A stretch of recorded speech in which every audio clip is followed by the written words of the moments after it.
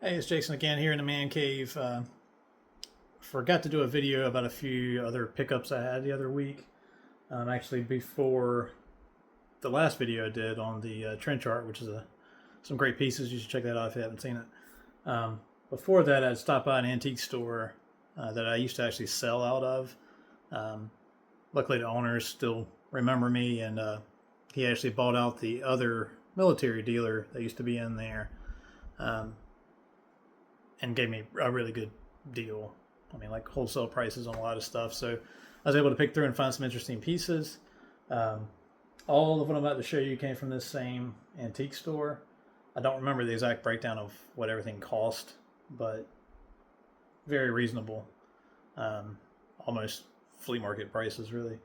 But let's take a quick look, and I think I have most of it out. I've already kind of put it in the collection, so some pieces might not be here, but let's check it out.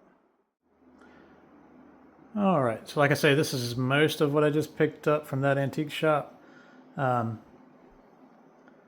do a quick review and I'll kind of go through the pieces. This piece, stay with me and I'll tell you about this piece. It's very interesting.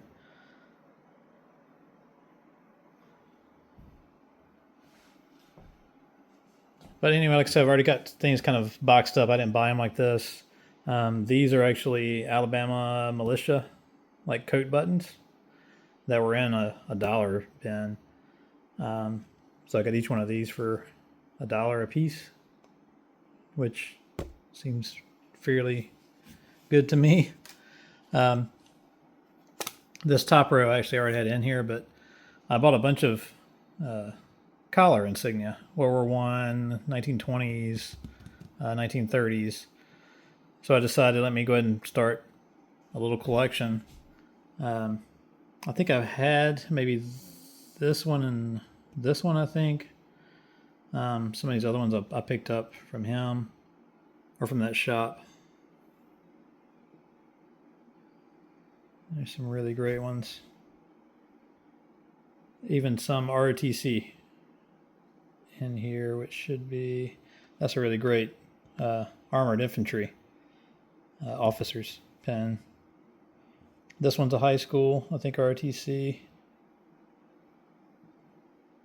I think this one, I believe, was RTC. This is like soil conservation or something like that. And this is the civilian military training. I can't remember if it's course or college, but so a pretty good start to that. He also had, I'm not a collector of them, but I think this was like $5. This clay pipe. I just thought it was cool. It's got the early airplane on there. And it reads right there, Germany. So I put it with my German collection. And this, I believe this piece probably came off a belt buckle. I don't know if these were sold. I already like this as an ashtray, but they got Mint Unz emblem there from the early German belt buckle on their uniforms. I don't remember the price I paid for that, but it was, I mean, not much. I don't know, $10. And this, I think it's an 1898. I mean, it could have been ordered after. Franz, I can't remember if you said Joseph or something like that. The emperor, I believe, of Austria-Hungary at the time.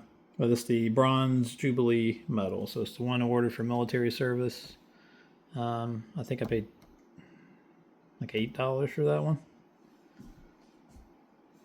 And this is just a really great looking medal. I mean, it's not super old, but you know, I don't know if it's 40s and 50s. Pennsylvania National Guard General, I think Stewart medal. It's just for like 100% drill attendance or something like that. But like I say, I believe this one probably is from, I don't know, before the 50s, most likely. But and this 109th Artillery, which is definitely older. I haven't quite done the research to date it yet, but I think this was around $5. Same with this metal. I think it was around $5. And this I just picked up because it was interesting when I looked at it. It's hard to tell with the glare, but this is the Morris, I think, Memorial Prohibition Prize. So I just picked it up. I think it was $10. I picked it up just to research it. It was interesting, but it's an award that was given for people who did speeches or publicly spoke out against or for prohibition, against alcohol consumption. I think DeMorest was the guy's name who was trying to promote prohibition. So it's very interesting. I don't know if it's 1800s, early 1900s. But really cool piece. Not military, but just older. And this piece here was actually on the shelf, kind of stuck behind a bunch of other things. The HMS Cadmus from the Straits Trading Company Limited, Singapore, February 15th, 1915. It actually has a name, I believe, written in pencil on the bottom. I just can't quite make it out. But I think I paid $30 for this. The date interested me, and just the fact that it was a British ship.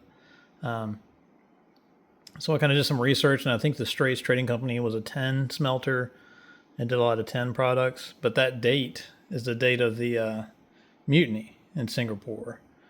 That the HMS Cadmus happened to be, I think, in port or somewhere nearby at the time. So they assisted with quelling the mutiny in Singapore and actually had the dreadful task, I think it was a week or two later, of actually removing some bodies. And I think that's the only picture I've found of that, is some sailors from the HMS Cadmus actually removing bodies. I'm not sure what this was. It looks like somebody actually tried to maybe separate this and open it, because that looks like it's slid out from the bottom there. So I'm not sure why they were trying to do that. Anybody has any information on that, please let me know, because I have no clue what this was actually presented for or why they would have it. Like I said, I know the date's important. But a little longer video than I like to do. I'm trying to keep them short for you guys. But as always, I appreciate you watching. And stay tuned, because you never know what I'm going to find.